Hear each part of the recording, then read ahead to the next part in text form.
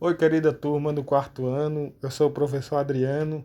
Estou aqui desta vez para corrigirmos as atividades de arte e de ensino religioso de hoje, certo? Eu peço que você fique atento no decorrer das explicações para que você possa compreender devidamente o que foi explicado e também fazer as correções necessárias. Sejam muito bem-vindos e vamos lá. Então, a coleguinha aí, a nossa coleguinha, ela diz o seguinte: Olá, colegas. Nossa coleguinha aí é a Tarsila, tá? Coleguinha de arte. Olá, colegas. As artes visuais nos dão muitas possibilidades. Vocês perceberam nas últimas aulas, não é mesmo? Na aula de hoje, ainda veremos algo mais sobre a ilusão de óptica. Em algum momento você já deve ter se deparado com uma foto ou uma imagem de uma ilusão de óptica. Ela mexe bastante com o nosso inconsciente, pois muitas vezes ficamos por algum tempo sem saber o que está ocorrendo. Damos o nome de ilusão de óptica às ilusões que enganam o nosso sistema visual. Então, nós damos o nome à ilusão de óptica, nós damos o nome de ilusão de óptica às ilusões que enganam o nosso sistema visual, né? Uma informação bastante importante que você vai precisar para responder as questões. A imagem de um objeto transmitida pela visão ao cérebro é decodificada e interpretada. Porém, em determinadas condições, em determinadas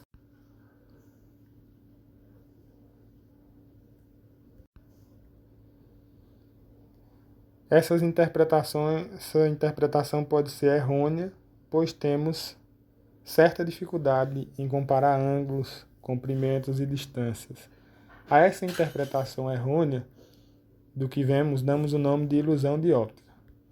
Então, às vezes a gente vê uma imagem, pensa que está vendo uma coisa, e depois de observar muito tempo, você já consegue enxergar outra coisa, ou pensa que vai ser apenas um objeto, um elemento, depois já começa a enxergar mais coisas ali, né?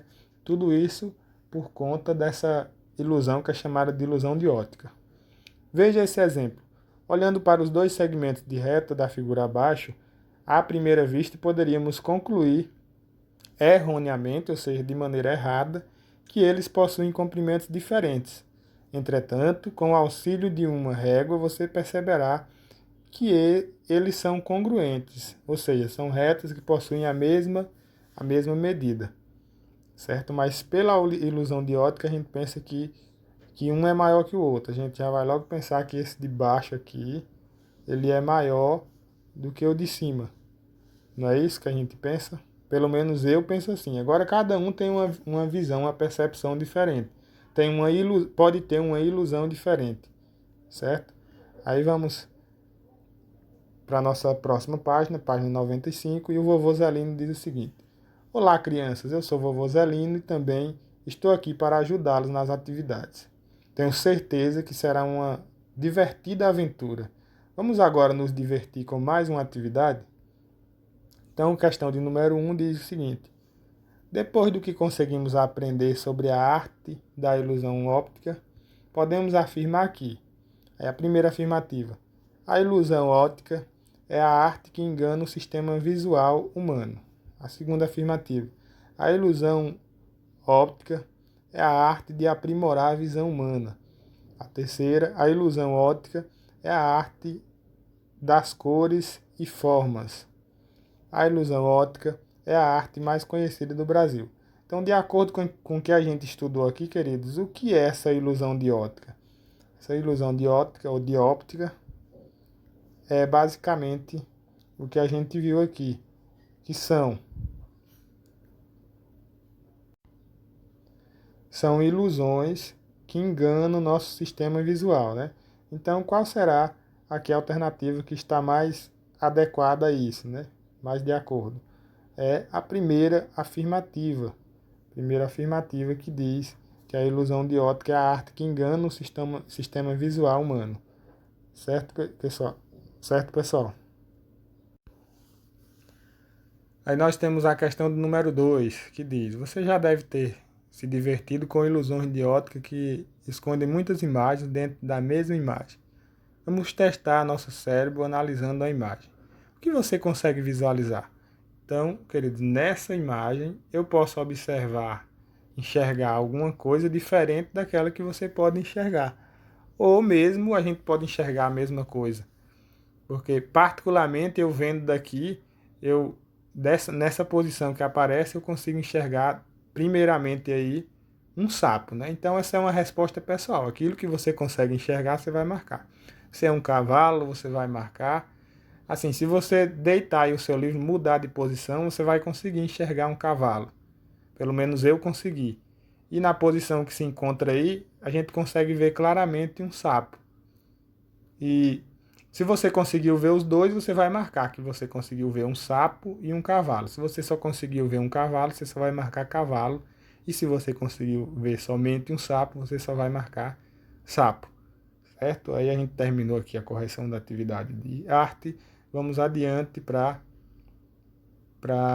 correção da atividade de ensino religioso. Então vamos lá, começando aí com a fala da professora Ana.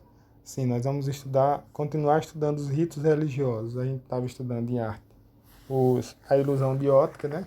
Ilusão de óptica, que são os elementos de linguagem, né? Aquilo que a gente consegue enxergar, no caso das imagens. E agora ensino religioso, os ritos religiosos. Vamos dar continuidade. Hoje, queridos estudantes, vamos conhecer os ritos de iniciação. Vamos conhecer como os jovens são iniciados em cada religião. Olá, queridos estudantes.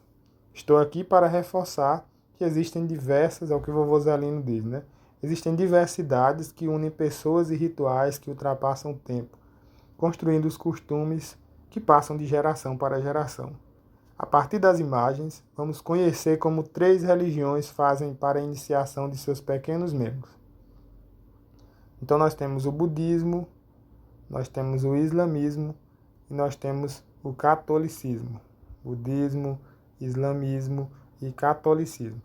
É importante sempre lembrar também do respeito que se deve ter a todas as religiões. Acredito que cada um de vocês tem a sua religião e pode ter também aqueles que não têm religião alguma, mas o que é fundamental é o respeito que nós devemos ter para as escolhas que as pessoas têm, né? Se você deseja ser católico, você deve ser respeitado. Se você deseja ser budista, você deve ser respeitado. Se você deseja ser islã, se você deseja ser evangélico, né?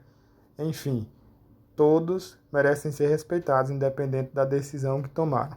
Por mais que a gente não concorde, não somos obrigados a concordar, mas somos obrigados a respeitar. Tá certo? Então, indo adiante para a sua página 109, vai ter aí a seguinte informação.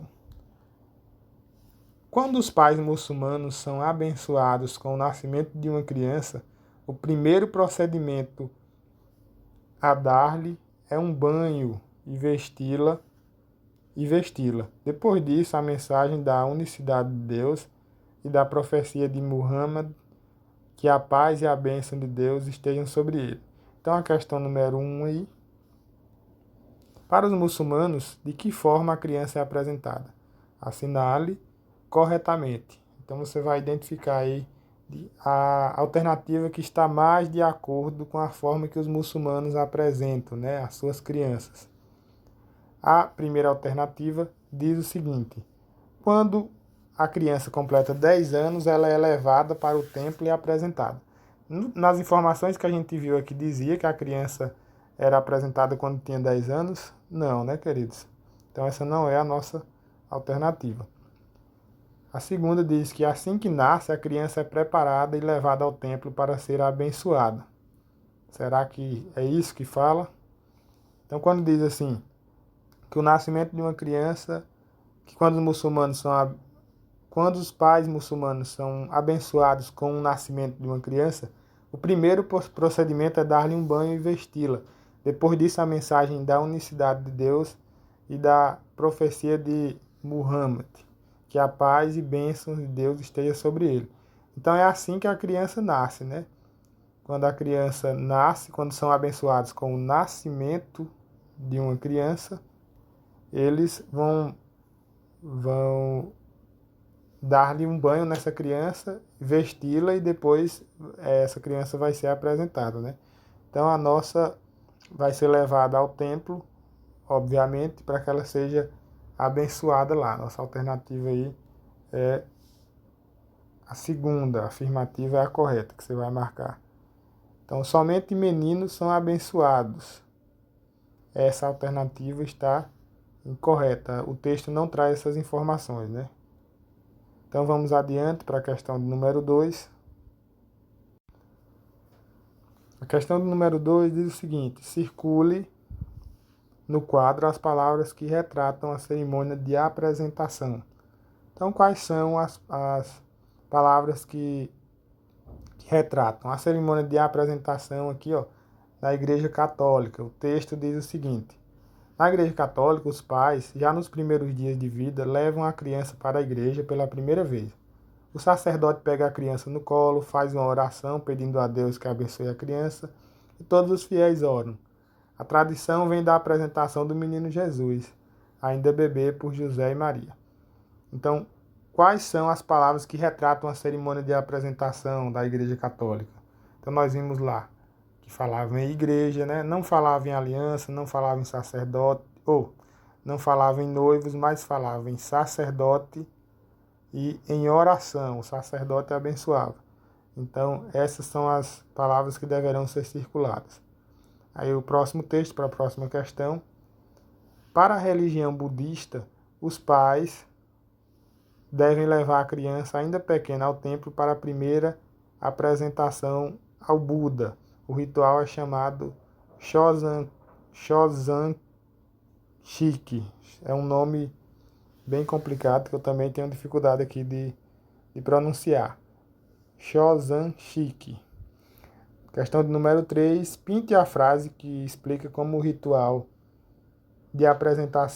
ritual de apresentação da religião budista.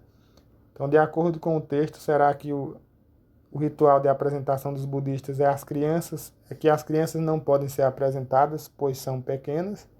Ou será que é que as crianças são apresentadas ainda pequenas? Qual será, queridos, aí a nossa resposta? Então, o que vocês vão pintar aí é a segunda afirmativa, tá? As crianças são apresentadas ainda pequenas. Tudo bem, queridos? Então, assim a gente termina aqui mais uma sequência de correções e eu agradeço a você pela sua participação. Um abraço, fique com Deus e até a próxima. Tchau, tchau.